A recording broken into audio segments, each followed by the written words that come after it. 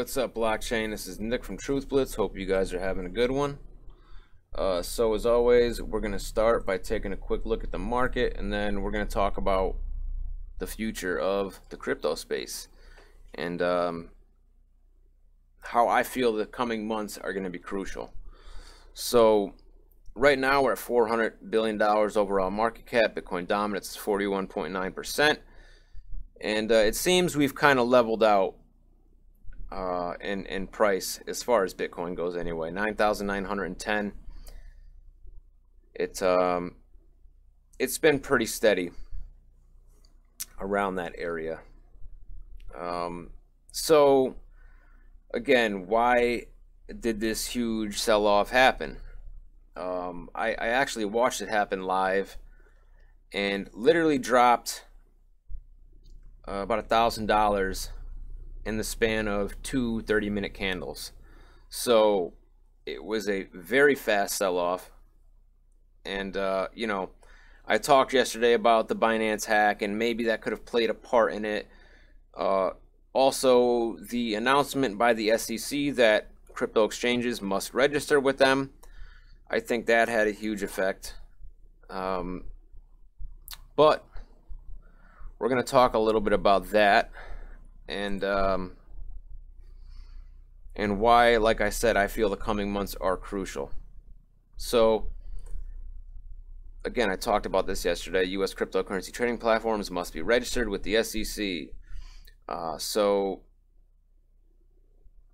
the U.S. Securities and Exchange Commission now requires that platforms trading digital assets which meet the definition of a security must register with the agency as an exchange, according to the public statement issued by the regulatory body Wednesday, March 7th, which is yesterday. Cryptocurrency exchanges would subsequently be governed by the same rules as traditional exchanges. For this reason, they must register with the SEC as a national securities exchange or be exempt from registration. In the statement, the SEC warns that many online trading platforms referring to themselves as exchanges are currently unregulated, though they can give the impression that they are compliant with the regulatory standards. The SEC staff has concerns that many online trading platforms appear to investors as SEC registered and regulated marketplaces when they are not. Let me see. The statement added that some of these unlawful trading platforms establish their own rules and standards when picking digital assets that are not approved or endorsed by the SEC. The SEC added that entities aiming to operate as an alternative trading system, ATS, are also subject to regulatory requirements. Exchanges of this kind should register with the SEC as a broker-dealer and become a member of a self-regulatory organization, SRO. And we're going to talk about that in a second. Registration as a broker-dealer subjects the ATS to a host of regulatory requirements, such as the requirement to have reasonable policies and procedures to prevent the misuse of material, non-public information, books and records, requirements, and the financial responsibility rules, including, as applicable, requirements concerning the safeguarding custody of customer funds and securities, the SEC wrote. So, of course, they go on to say, according to the statement, the SEC is undertaking these regulatory measures to protect investors and prevent against fraudulent and manipulative trading practices. Blah, blah, blah, blah, blah, blah, blah. All right, so really, I have questions about this. Now, some of the questions I have, which are probably some that you have, and if anybody has answers to these, let me know. What does this mean for exchanges that refuse to register? What does this mean for exchanges outside of the country? Now, I think I know the answer to this one. We'll use Binance as an example, right? Now, Binance is not in the United States. Does that mean that they're going to have to basically kick U.S. registrations, U.S. Account owners out? I don't know. It would appear so. Also, now Jay Clayton has said he has not seen an ICO that's not a security. Basically, it appears to me that exchanges that are compliant and register with them, that the SEC would be able to have oversight and basically say which tokens they can and cannot list. So if they are going to do this, does that mean they can only list tokens that are securities? And if me and you aren't accredited investors, what does that mean for us? Does that mean they're going to, we'll use Bittrex as an example, right? US exchange. We'll say you have an account at Bittrex, but you're not an accredited investor and they register with the SEC. Does that mean they're going to kick you out? I don't know. So this is going to have I believe, a profound effect on prices, even more so than we've already seen. And again, this is why decentralized exchanges are going to be where we're going to see a huge shift to. You know, I have a lot of questions about this. I really do. And you know, another thing is, it appears, like I said, that they're going to be able to decide which coins and tokens will be listed on these registered exchanges. So what if you're holding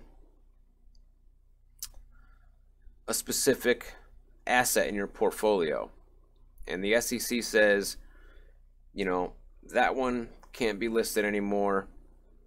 They didn't register as a security. So they say they're here to protect investors, but the price of that asset is going to tank. Okay, so how is that helping anybody? You know, when they're going to cause that price to tank. So this is why I don't buy into this whole bullshit about they're just doing this to protect the investor. It's a crock. And anybody who thinks otherwise, you know, I'd like to know why. Because I just outlined an example of, and it's very probable that that would happen. You know, if they're going to say which crypto can and cannot be listed on the exchange, and say it already is listed, and the exchanges that register, they say, again, that one we're delisting. You have to delist it. You know, the price is going to literally tank. And you will be left holding the bag, or me, or whoever. So that's why I think it is going to be crucial for us to go and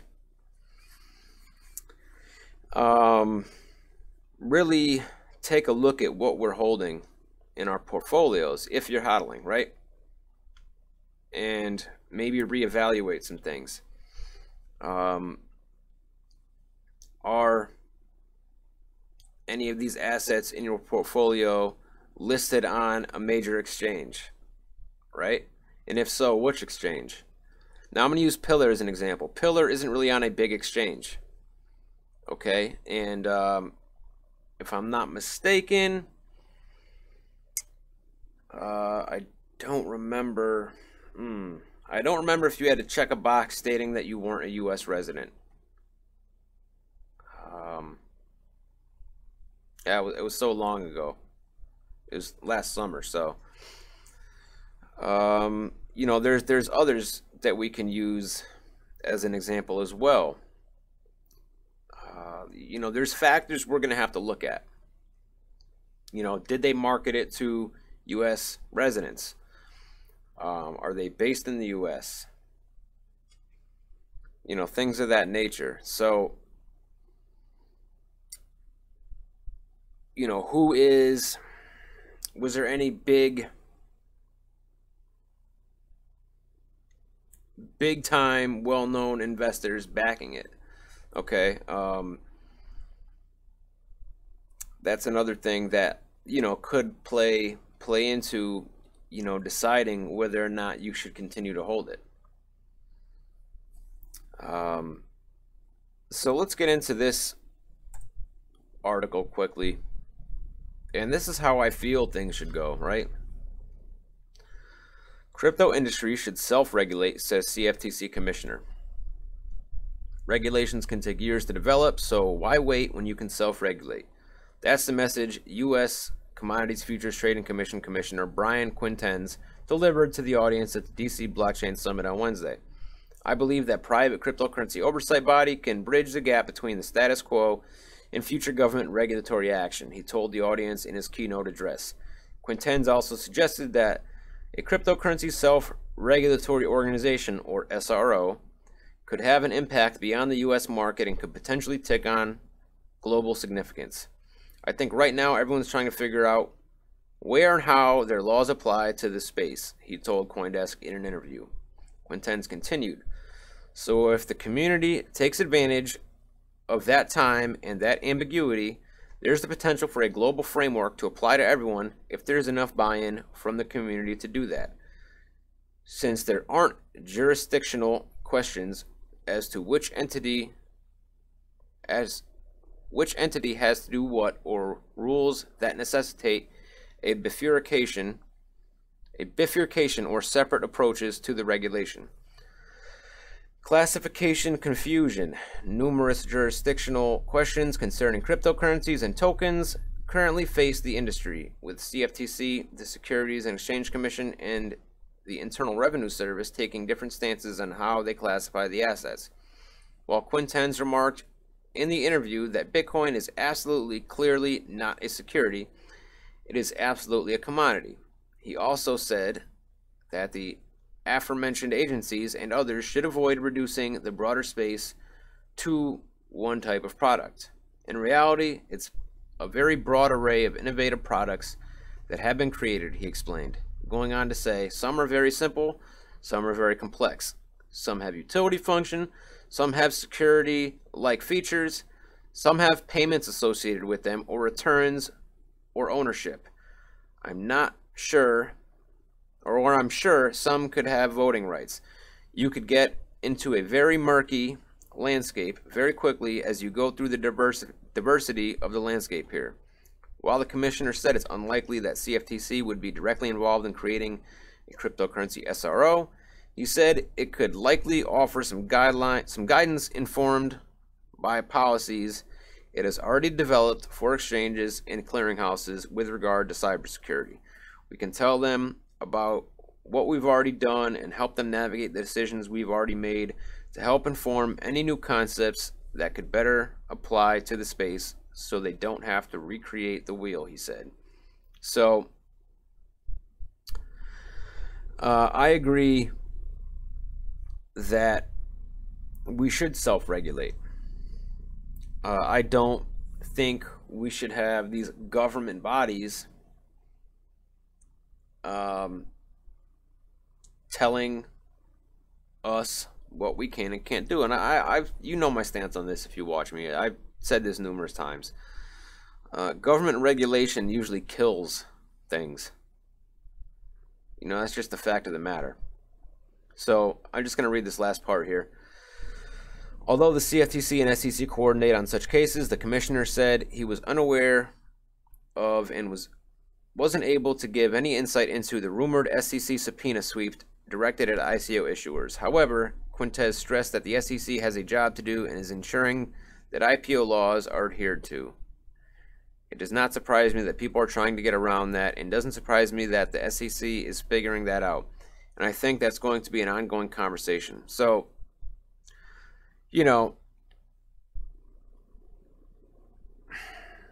I really wish that, and I've said this before, Jay Clayton from the SEC doesn't seem to be that pro-crypto.